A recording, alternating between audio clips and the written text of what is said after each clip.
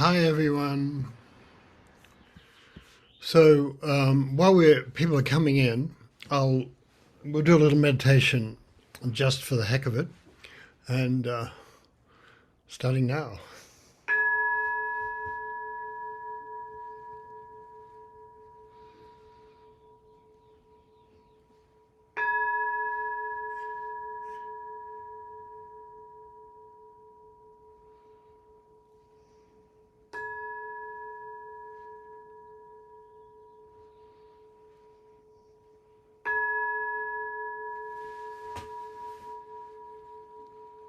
So just at first you can do whatever you want in meditation because fortunately there's not a way to do it wrong. But just to feel what it is to be you, feel the time, feel your life, like that. Yeah, and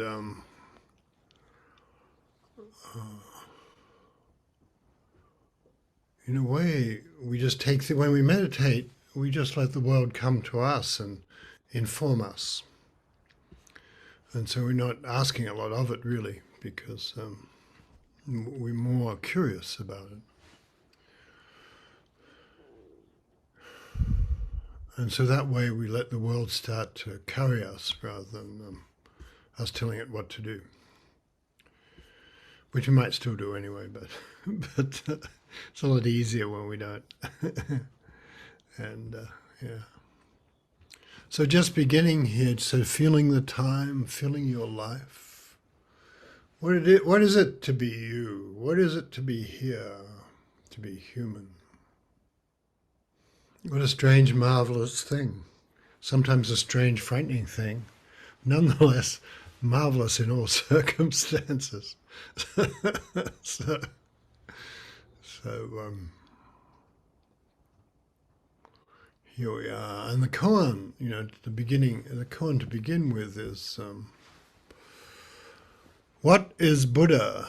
Someone asked one of the great old teachers. Ma Zu was his name, the horse master. Ma just means horse, it was his personal name. Ma Zu, what is Buddha? And he said, your thoughts and feelings, this very mind and this very heart, Buddha. So it's interesting to think that your thoughts and feelings have a nobility and sacredness about them that you might have missed. So, in the general flurry of your life. So mainly in meditation, most meditation traditions teach you to, stop all that. And they're not wrong. But as you go deeper and deeper, then even your thoughts and feelings become sacred. So, what is Buddha?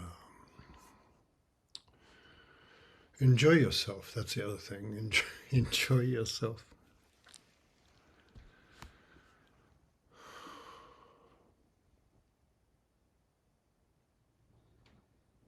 Just feeling the time, feeling, well, what's it like in this body, in this place? What's it like to be you?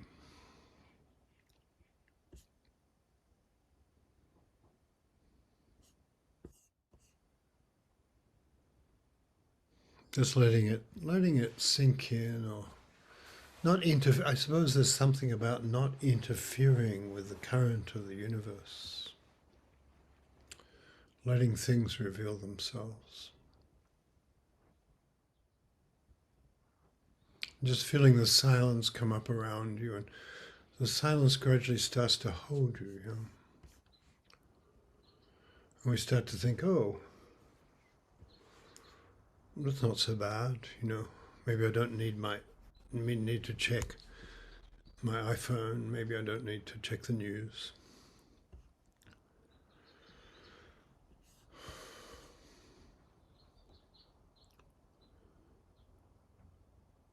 Check my social media.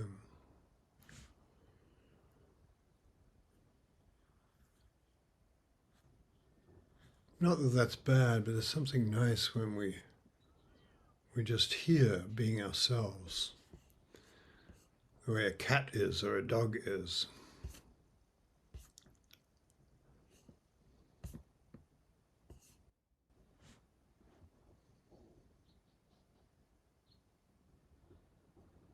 What is Buddha? Your thoughts and feelings. This very heart and mind.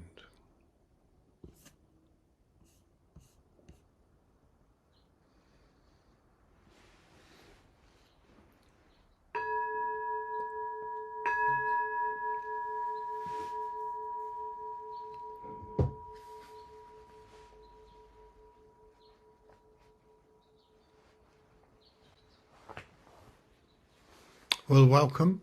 Here we are. Nice to be here. Nice to have this. The last week when I was thinking about what to talk about this week, the question, what is Buddha, floated up. And I didn't have a good answer for that question, so I thought, oh, well, I'll talk about it then. So it's a famous koan. There are many famous koans. It was one of those questions that people used to ask when the koan tradition was being founded, and I was thinking, well, it's not a question I've really ever asked myself, so it might be good to find out about, What is Buddha? And I suppose it's a form of what is this. I remember riding around in the back of a car with a friend. I used to teach with a friend in Seattle, but things we haven't gotten that back together since the epidemic. And he was a Tibetan, raised in Dharamsala actually, but raised mainly in Tibet and Bhutan, mainly in Bhutan and in northern India. But he, and suddenly he said, and he reads things, but he's a scholar, and he started to scholar the Institute, and he incredibly well informed by the old tradition and wants to keep alive the old Tibetan teachings. And then suddenly he turns to me and says, what is Buddha? 3 pounds of flax. What's that? And that's one of the answers. One of the famous answers, what is Buddha? And the teacher says 3 pounds of flax. It's a famously incomprehensible one. And there are lots of such koans, and I could tell my friend was sort of like disturbed by it, because I suppose in a way, I don't know, perhaps he had always thought of Buddha as this sort of almost supernatural kind of being, and who in still some way was available to give blessings or something like that. I don't really know what he thought. But obviously in Zen, that somehow the question isn't taken as that. It's not about a human being and who the person was. It's not quite like asking what is God. That might depend on your theology. But yeah, so what is Buddha? And I could tell that it was great, because he found it sort of disturbing, and nothing I said made him less disturbed. And eventually on his way he used to teach in Taiwan a lot, and on his way to Taiwan he stopped off in Japan and talked to some teacher there, and I said, how did it go? And he said, oh, I think I kind of got it. So it was funny. And so you can tell that the shock of something's under our nose and we're looking beyond it is part of the what is Buddha question. And that the magic might be here, and we might be ruling things out. I think ruling things out is what we do a lot. There's another great teacher who's asked, what is Buddha? And he said, dried shit stick, which certainly is something people normally rule out in answer to that question. So there's that sense that nothing might be excluded, and it is a funny thing that people often have kind of awakening experiences in bathrooms. I don't know why, but I've noticed it. Like, I remember somebody who was a really senior, became a teacher and was a senior student, and there was this bathroom at this retreat center where he talked that always somehow smelled of pee. It was clean, clean it and clean it and clean it, but somehow it had gotten into the tiles or something like that over the years. Kids used to use this thing sometimes. And anyway, it always smelled a bit of pee. And one day she said, the fragrance of pee. So she started to get, wake up and weep and cry and thought life was beautiful. So that thing about you've got to include the thing that wasn't included ever. And so there's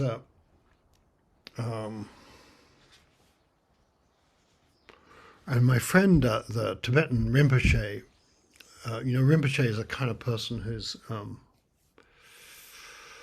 in the Tibetan tradition, when certain young, really talented kids get identified as reborn lamas, and they're given a sort of super intensive education from the age of about 5 or 6, and he was one of those people, and well, he was somewhat skeptical about about the claims made for such things, but he had been fearsomely educated, and so then he told me this great dream, and we're talking about koans, and he said he was in his center, and he had this ancient teacher who was, just old, not ancient, and was now dead. But he had, and he was famously eccentric and wild, this teacher. And so he had a dream that the teacher was there, and the teacher had died. So he was very touched to be having this dream, and he's in the dream, and his teacher was teaching people, and he was wandering around the room, and he found this Tibetan book, and he opened it up. He said, "This is an amazing teaching I'm getting. Wow," and he never gave it to me. And so in the dream, he's holding the book, and he walks up to his teacher and says, "This is a wonderful teaching. Why didn't you ever give it to me?" And his teacher looks at him and says, "Didn't I?" And he takes the book and hits him on the head and said, "Now you have it." So it seemed like a very Zen kind of thing, Now you have it. Anything will do. Anything at all. And so you can... there's an old saying that goes, "I've just entered the temple. I've just arrived at the temple. How should I enter the way?" And the teacher says, "Do you hear the sound of the stream?" And the student says, yes, I do." And the teacher says, "Enter there." So you enter whatever the gate is, kind of nice. And I asked... and I suppose the question about what is Buddha must be something about what is the sound of that bird? What is it that will open the doors of the world to me? What is it that will open the doors of my heart to experiencing the world? And we really know in a way that could be anything,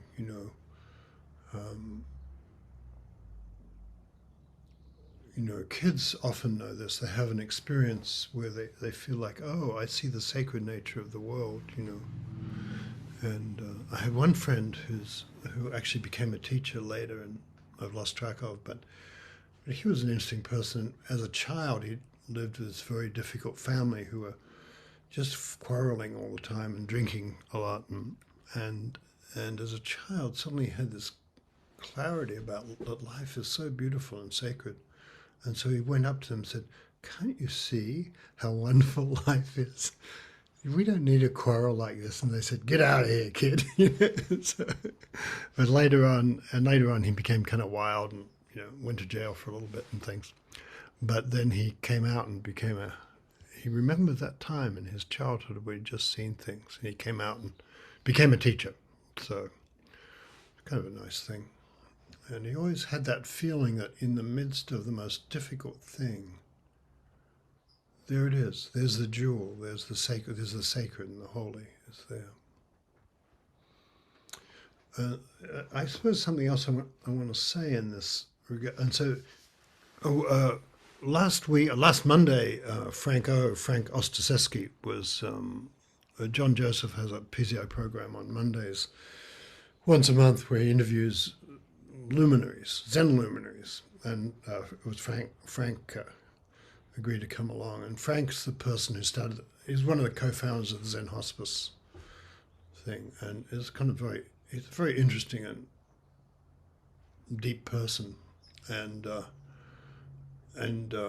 he he founded the hospice. So I want to mention this because it belongs to the "What is Buddha" thing, and the way we're always looking for something proper and sacred. And Zen Center was sort of blown apart. It had this famous troubles where they picked a big fight with their abbot and assassinated their famous, and talented and difficult abbot. And but then nobody knew how to run. He was the CEO, and nobody knew how to run Zen Center. So it was a complete mess. And Frank said, so he naturally took tremendous advantage of this and founded a hospice. And he said, because there were empty rooms in the Zen Center, and he found this person who was dying, and he thought, I got to do something with him. So he just took her upstairs and put her in an empty room, and that's how he started the hospice and started looking after her. And and so all these great things started happening out of that. And then they had a guest house, but then as the it was just reorganizing itself. The Zen Center was reorganizing itself. They didn't really have a need for the guest house, so he gradually took over all the rooms for dying people. In fact, I remember visiting Phil Whalen there later, and so he was a kind of pirate who took over things for the hospice. But his thing was, well, what a great thing to be with someone who's dying, and what a great thing to be in the midst of life like that. And it's hard, and the feeling of that was his way of meeting Buddha. You know, he's with someone dying,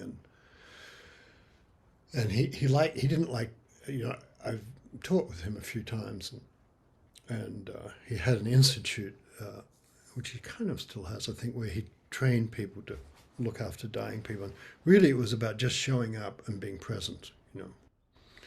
And don't tell them to go for the light or something like that. Just be with them. And he would tell these really gothic stories. He'd be on a panel with Frank, and he'd tell these really gothic stories about somebody had a blockage and he's wiping shit out of their mouth all the time, and things like that. That was how he initiated people into his path. But you can tell in some way for all of us, I don't know for all of us, but there's something we like about being immersed in life. It doesn't have to be through death or something, but something about, you know, the taste of food, the sound of the birds, the cold of winter, children running, worrying about children. That's, you know, the taste of life, and things like that. So there's something about how we get immersed in life is part of really showing up. And in a way, I think we all want to be faithful to the promise of life, and you know, give it a try, kind of thing. You need to make our best effort. My image for that is you just turn the donkey's head. And you can't always control whether you get the donkey home or not, but it's a great thing, and the universe kind of notices, and that if we give it our best shot, it's just an important thing. And we know when we're not, when we're dodging and being too afraid and trying to live underneath things. So that's an important thing. And so I want to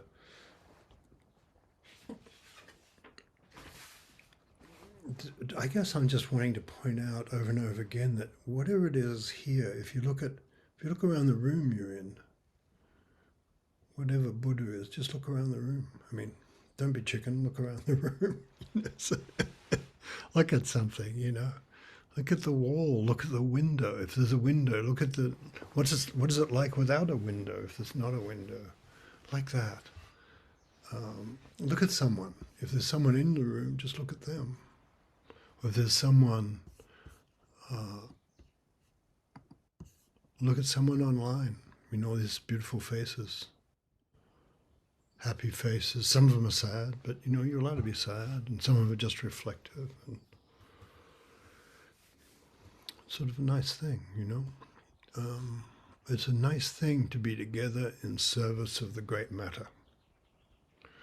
And in that way, just to turn our hearts towards it, you notice that your life changes, and it's not a bad thing.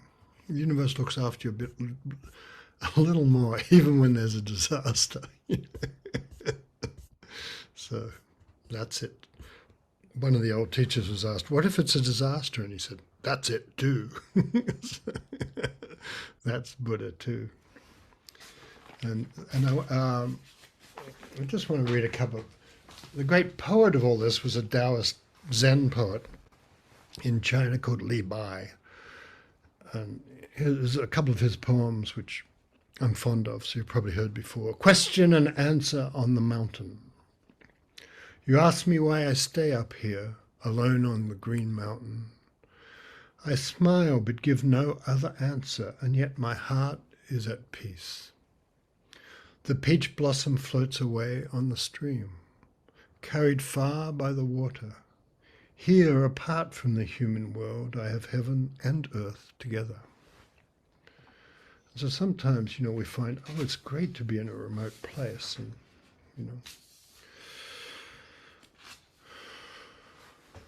Then here's one I like a lot. Going to visit the Taoist master on Daitian Mountain, but not finding him. So, a dog barks amid the sound of water. Peach blossoms hang heavy with dewdrops. In the deep forest I glimpse a passing deer. The rushing brook muffles the noonday bells. Wild bamboos slice through green mist. Streams in flight hang between emerald peaks. Nobody knows where the master has gone. Left to wonder, I rest among the pines. There's something really nice about, he got a poem out of the master not being there when he went to visit. Something nice about, I wasn't thinking, and I brought the coffee into my partner, who always has like a latte. And I just bought black coffee, my black coffee and her black coffee, and forgot to bring the milk. And she just looked like, "Where's the milk?" And she looked like a disappointed, wombat or something. and it was so great. And oh, that's it too, that feeling of like, oh. And then I could get the milk. It was fun. So it was kind of sweet. And we'll notice that there's something rather intense and marvelous about, not finding what you went for. And I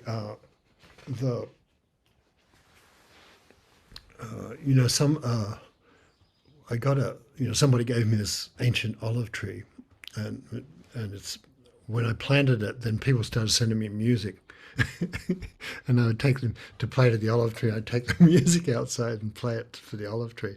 And that's it too. There's that feeling of like, the whole world is alive and we're part of it. We're with the olive tree, and we can play the music. We can read poems to the trees, and we participate in that, which is the real thing about what is Buddha.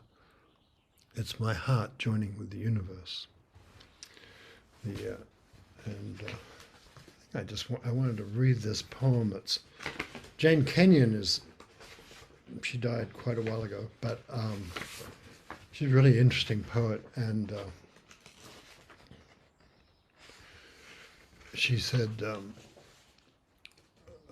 and she wrote a poem about my mother. I guess she's interesting because she married a man much older than her, who was also a great poet, and I think, they were students and had to go off on the lam. She was his student or something. They went off on the lam together. But it was a really fertile partnership. And then them having this whole thing about how she was going to look after him when he died. Then she got cancer, and then he looked after her. So it was one of those. That was Buddha too. But here's her very simple Buddha picture here, I think. My mother, her poem. My mother comes back from a trip downtown to the dime store. She has brought me a surprise. It is still in her purse. She is wearing her red shoes with straps across the instep. They fasten with small white buttons like the eyes of fish. She has come back with zippers and spools of thread, yellow and green, for her work, which always takes her far away, even though she works in our house, upstairs in the room next to mine. Jane's writing poetry and her mother's got zippers and spools of thread. Your thoughts and feelings, our Buddha. Yeah, her work takes her far away, even though she works in our house upstairs in the room next to mine. She is wearing her blue plaid full-skirted dress with a large collar, her hair fastened up off her neck. She looks pretty. She always dresses up when she goes downtown. Now she opens her straw purse, which looks like a small suitcase. She hands me the new toy, a wooden paddle with a red rubber ball attached to it by an elastic string. Sometimes when she goes downtown, I think she will not come back. So she goes off into the mystery.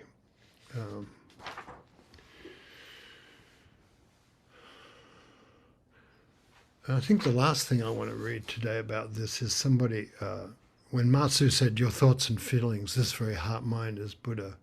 A poet said, the sky is blue and the day is bright. You don't have to search around.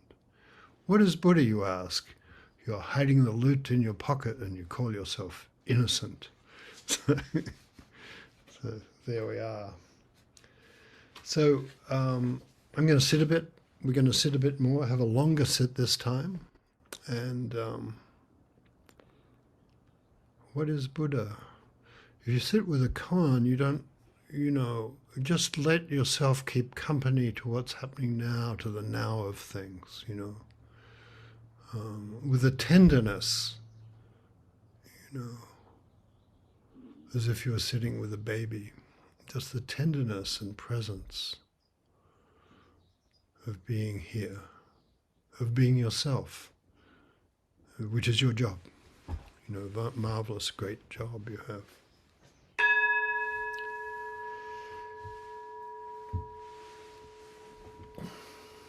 Your thoughts and feelings.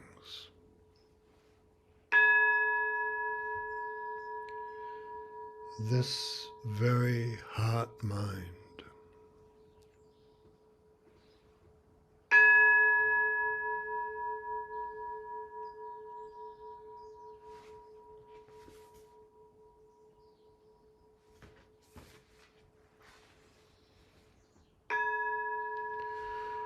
The sound of the temple bell. That's it too.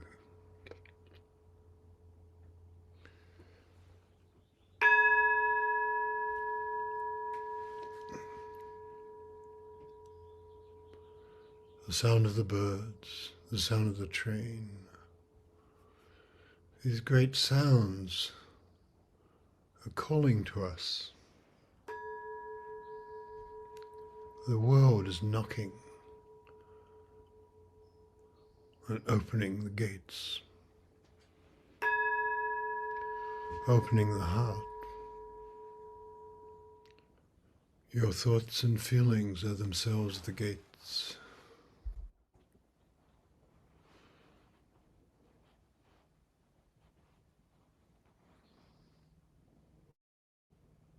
The here we're in is all of the here there is. Yeah, it's nice.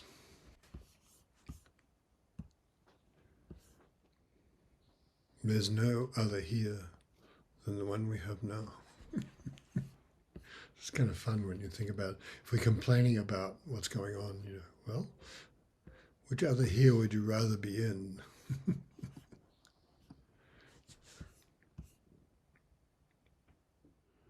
Your thoughts and feelings. And so nothing that, you don't have to get rid of anything that arises. It flowers and then goes to seed and withers and it's quiet and maybe it will flower again.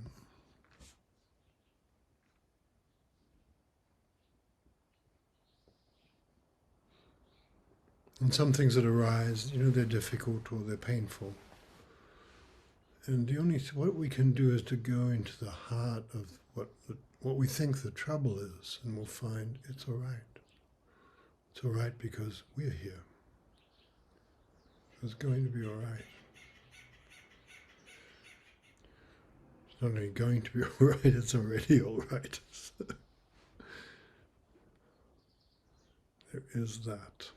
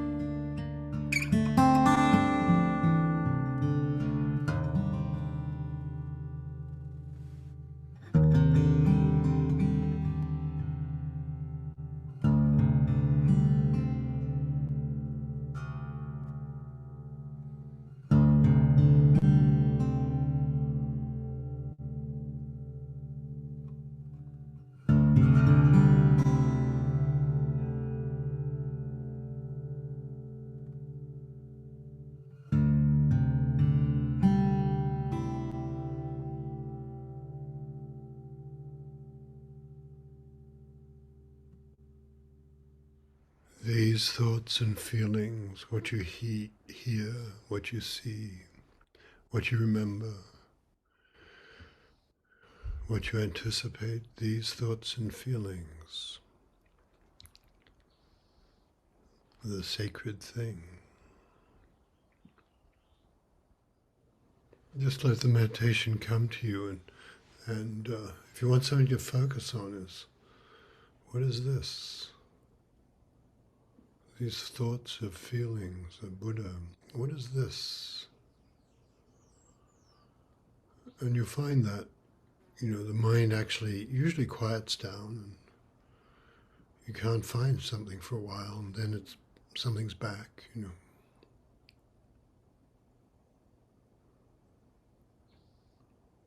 But you're starting to walk easily through your life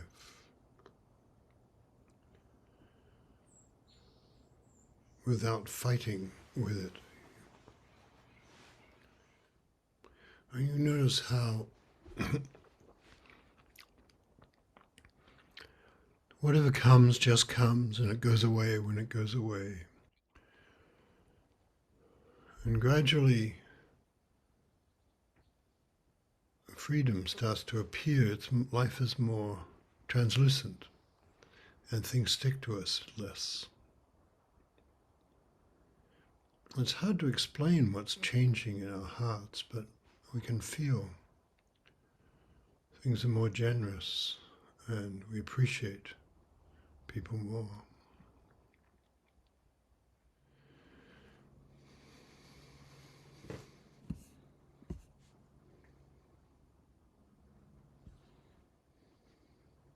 Just be very patient with yourself, because, why not? But it's a sweet thing to be patient with the moment, patient with yourself. Not to find fault with anything that arises in the heart and mind. To discover that you're not living the wrong life. There's nothing about your life that isn't yours.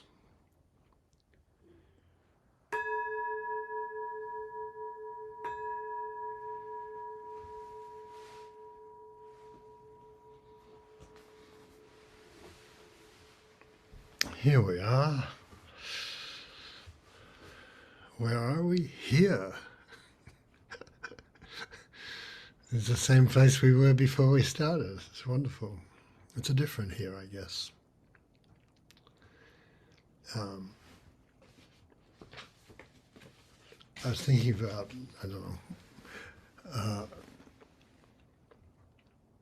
in a way, how the universe starts to seem alive and you notice something's alive. I remember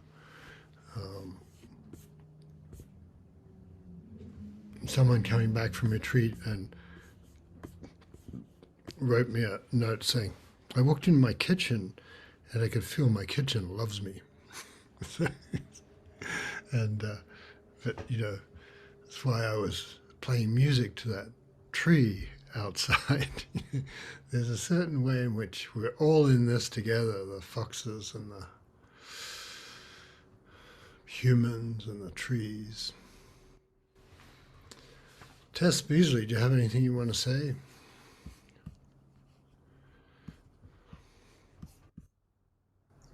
Before we went into the meditation, you were just saying, look around. The more you kept talking, the more it started with Michael Zimber has a cast on his arm, and I was noticing him holding it up. And I thought, oh, that's Buddha. And then everywhere I seemed to look around all these places, oh, that's Buddha. Oh, that's Buddha. That tapestry, or that sad face, or that sheen on the glasses, or that, that's Buddha. And then we went into the meditation, and I could hear all the different birds and a dog barking in the background, and each one that would wave over, that's Buddha, that's Buddha, that's Buddha. And then when Jordan started to play, it's sort of each sound and then a space, but I could feel how each note was sort of resonating a different thought or memory or place in my body, and was like, each of those are Buddha, but then I would run into places, how can I include that one? There's a twinge of sorrow there, or there's a twinge of feeling really tender or uncertain, or, and it's like, could I stay with each one of those notes as they kind of unfolded without either, I don't know, skipping over it or somehow, I don't know, somehow closing off to it. And there was just something that felt like it just kind of broke my heart open as I was just, that's Buddha, that's Buddha, that's Buddha. And if I could run into a place it was difficult to include, I kept thinking of what you said about, well, it's a newborn baby. Just imagine, you're just holding present with it, and it might be fussing, or it might be angry with you, or it might be, stinky, or it might be anything, but that I can just be here. So that's it. Thanks, Tess.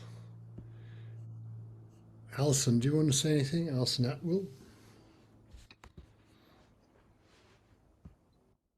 Yeah, I was thinking about that question of this. I was thinking about the student who asked the teacher, "What is Buddha?" And if that question is a sincere question, there's some kind of restlessness and reaching out for something that the teacher might know, or something that doesn't belong to me yet, and um, that is such a common human feeling of the discarding of the moment that I'm in, and that reaching holds within it. It's like the foundation of it is that I'm certain that the thing I'm reaching for cannot be found in the life I have right now. And I was really struck by that. And when we were sitting in meditation, I was remembering this student I worked with for a number of years, who she was obsessed with this idea that if she had made herself into this perfect person, then she'd get the things she was restless for. Her idea of what is Buddha was a husband, and she, over the years, I remember going to her house once, and she had this extensive and exquisite collection of bikinis. And she looked absolutely fabulous in a bikini. And even in her 60s, she looked like really great in a bikini.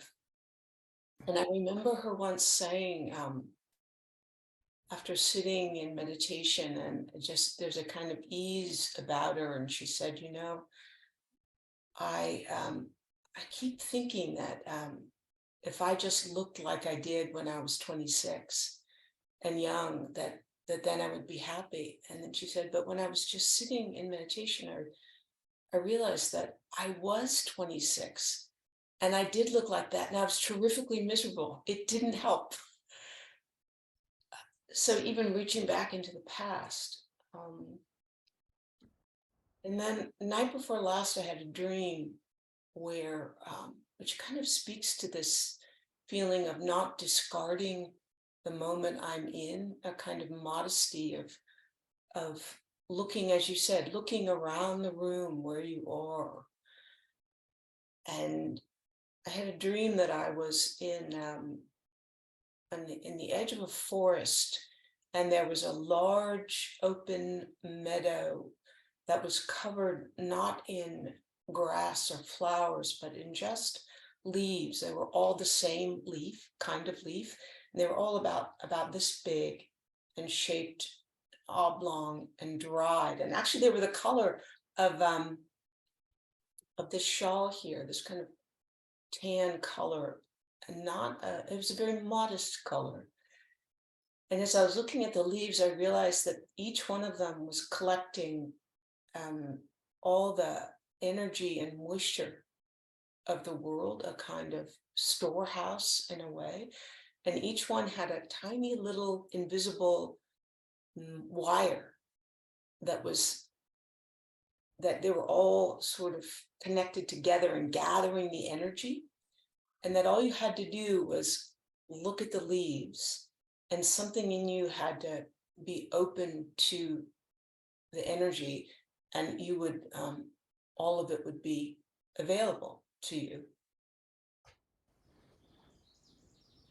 So it's a little bit like that, where looking around,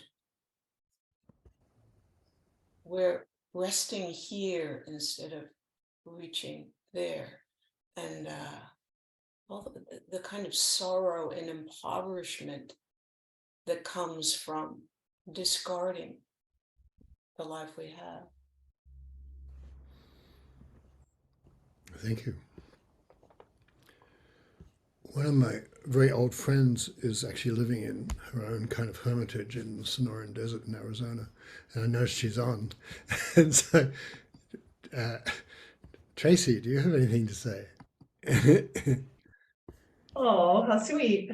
Yes, I'm living, well, what resonated for me, of course, and if I may, I don't know, it's gonna be so small, you guys probably can't see, but I'll just show you. When we were meditating and you said, look out your window in the way that only John Tarrant can say. And I don't know if that's too small to see, but I'm blessed by being in a very, very remote setting. And I was sharing with John that I thought that the remoteness would be something I would manage, right? We're an hour and 15 minutes to the grocery store to give you a sense of it. And I thought, oh, I'm sure I'll just learn to manage it. And instead, being just fully present with it, it's the greatest gift. It's amazing. And I just love it. I love the remoteness. And it's just, I think, being here, as you were saying, John, like being what is here, and being invited to let go of all the stories of what you think here is, and just being here. So those were some of my reflections, and thank you for inviting me to share. Nice to see a little bit of the desert. Thanks for coming on. Jesse Carden, you're in your own kind of more remote place too, but yeah. Anyway, how are you doing? What's up? Yeah, I am. I'm only 40 minutes from the grocery store. I like what you said, Tracy, about I'm in the rainforest in Hawaii, and I'm just incredibly surprised by the sense of place here and how it's kind of taken over my life. Like whatever ideas I thought about what it was going to be like to be here are just totally dwarfed by the beingness of this place, and all the feelings and thoughts I thought I would have. Some of them are showing up, and other ones are just incredibly surprising. I found myself like I'm gardening. I've never liked gardening. I've never had any interest in it, but suddenly there's like, I see all this dead ginger, these big stalks of ginger with these big green leaves, and when they die, they're so brown and they can kind of choke out everything around them. And so I should pull that one out. And I pull one out and I go, well, there's 4 more where that one came from. So I pull the rest out. And so I'm just really surprised by how this place is acting on me. I have these 2 myna birds. The myna birds are kind of like the scourge of Hawaii in a way. They're obnoxious, and they're kind of like the seagulls of Hawaii. And there's 2 of them that are making a nest up in the rafters of the roof over my lanai, my upper porch. And usually I think I like animals, and I like wild animals. And if they want to come make a home by my home, I think that's wonderful. In Texas, we had possums and armadillos and stuff make their home under our house. But these are really, I found myself getting like I'm talking to somebody and I have to mute my microphone. Go, shut up! Shut up out there! And that makes such a mess. It's just great, actually, to just like be kind of annoyed by these mynah birds and to plan my not revenge, but to plan, like, I also feel bad because I don't want to break up their nest, but I've got to, but I don't want to, but I've got to. So this is kind of great. Like, that's what it is to be in life, I guess, right now. Just looking out like the ohia trees and the hapu'u ferns and the lehua blossoms just explode outwards. And it's a confusing time. There's a lot, I can tell I'm being moved around by the great forces, and there's like terror and agitation and exhaustion and all those things. And sitting here today, that in a way that meditation sort of allowed the light in those things to come forth. I don't need to get rid of this, whatever's sitting in my throat. I don't need to get rid of this, whatever this cloudy kind of concrete feeling in my head is. I don't need to get rid of anything. Actually, I don't need to go back in time and be more available to my toddler this morning. I can actually just be here. How about that? Like, what a trick. Thanks. Thanks, Jesse.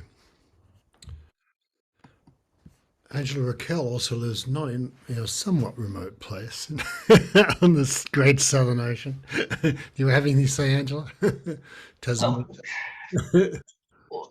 Well, I actually had a wonderful experience immediately after last week's meditation.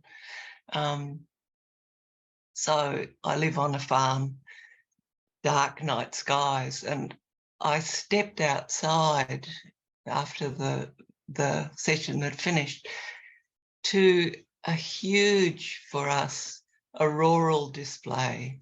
So the whole sky just full of these columns of red and green, white light and pulsing and movement in the sky.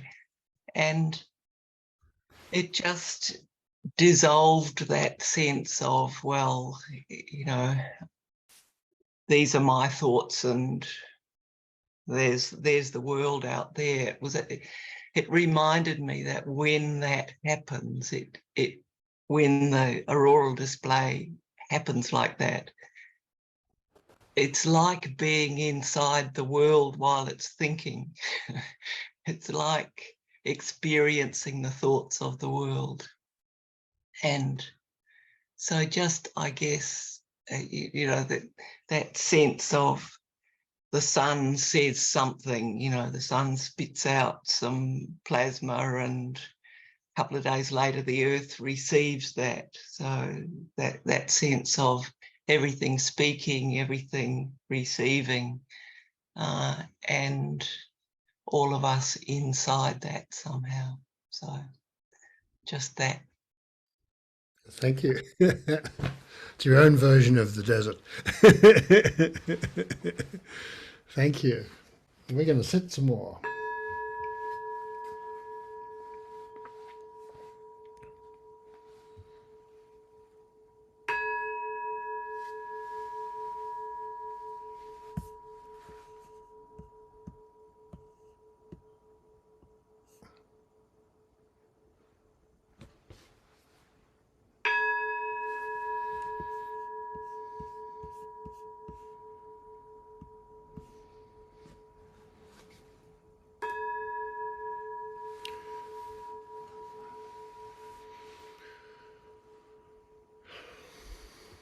Just this. You notice that how complete this is? So the inner restlessness starts to die down, or if it doesn't, we're probably easier with it and we don't resist it,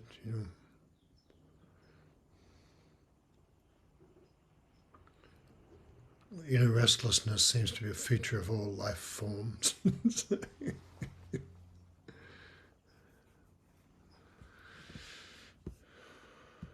The foxes and the kodamundis and the great owls and the Tasmanian devils, everybody.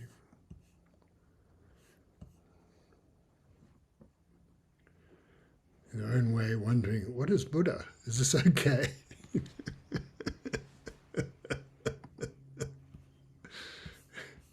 Are you sure this is okay? That great old Zen joke about nothing happens next. This is it. So here we are. One spring I wrote a silly poem. Today's Buddha, a fat donkey knee-high in green grass.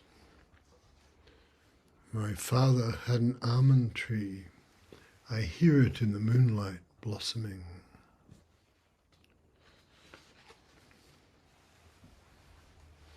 This was right at the beginning of spring this year.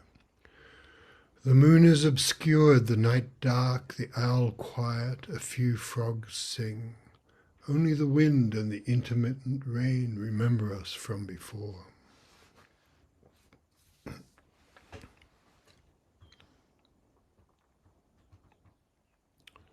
Just this, just this.